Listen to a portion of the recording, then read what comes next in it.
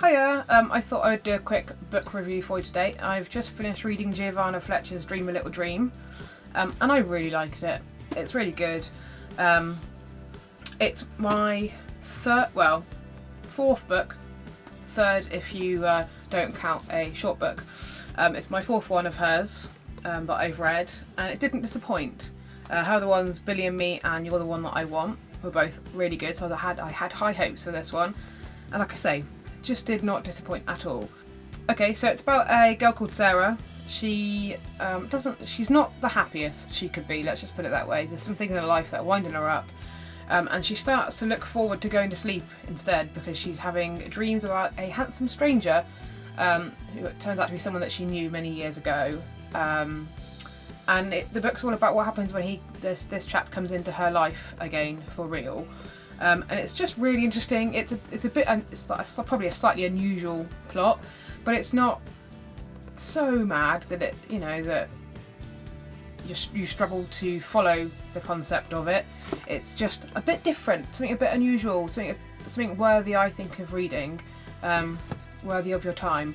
There's many reasons why I like the book, and it's quite addictive. I found this book to be very difficult to put down.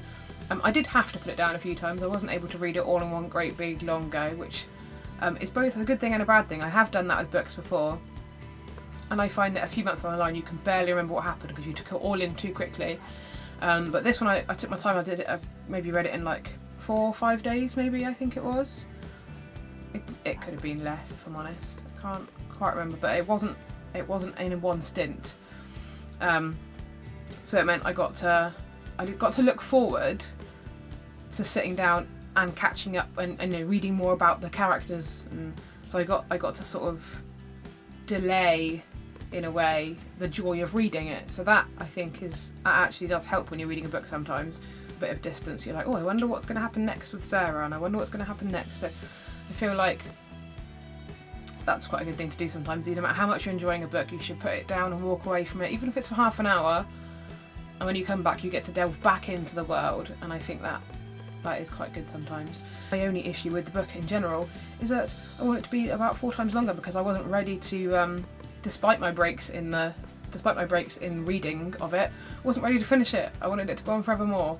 So yeah, if I can get a stream from your brain to mine, Giovanna, fantastic. Then I won't need to wait for you to write the next book or write a sequel or whatever's coming next from you. I'll just be able to just download the next bit. That'd be good. The book itself reminds me of how I feel when I read a Cecilia Ahern book, and that is high praise as far as I'm concerned.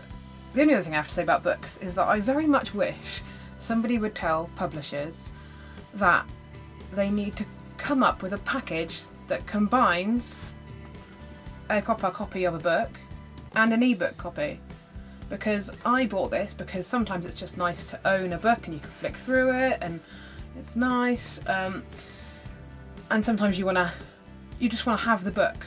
You need the book, you need it in your possession, you need to keep it forevermore, and I find myself doing that less these days because the convenience of having an ebook is much better in a way, because you can take it wherever you go, and I think it's actually easier to read if you're lying in bed, it's easier to read if you're outside.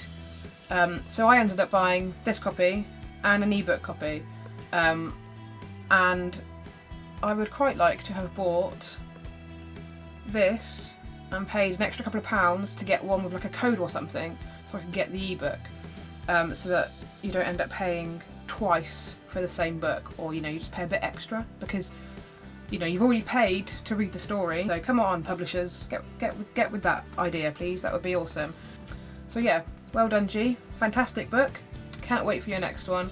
On that note, I'm going to leave you all for now, but be sure, if you see this, to go and pick it up in the shops.